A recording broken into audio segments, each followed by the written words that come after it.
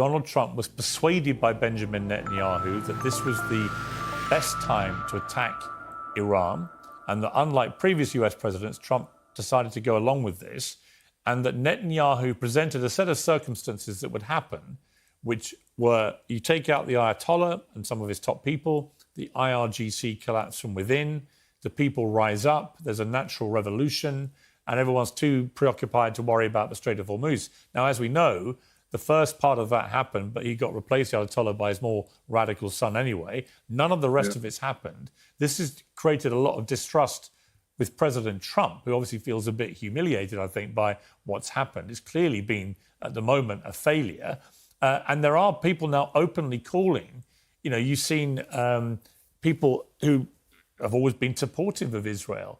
You know, I'm thinking of Rahm Emanuel, who's looking to, you know, perhaps run for president, talking about it's time for America to stop supporting Israel financially and so on.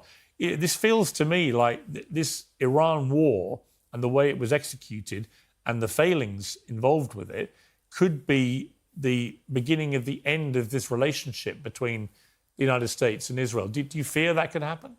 I happened to have been in Washington at that time, and I said, okay, I'm not unhappy when an enemy of the state of Israel was eliminated and that the president of the United States of America supports the Israeli needs for security and is prepared to fight against our enemies.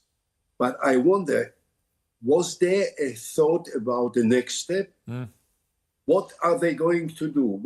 What do we want to achieve? Do we sort out a strategy of how to move forward in order to achieve something which can be tangible, which can be effective, which can make a difference in the situation? And apparently, other than blah, blah, and inflated rhetoric of Netanyahu and his group of thugs that surrounds him, there was not any strategy, there was not any thought. There was really a childish belief, arrogant belief, that with the first strike, which was very successful from a military point of view, and considering that the objective was to really eliminate a group of leaders, including the Ayatollah, it was quite successful. But again, there was nothing that was thought about what's next. And there was this belief, the childish belief, that the regime in Iran will collapse rapidly and that the Kurds from the east will flood into Iran and will destroy everything. I mean, it is so childish, it is so pompous, it is so irrelevant that you ask yourself, are these guys responsible for the well-being of hundreds of millions of people?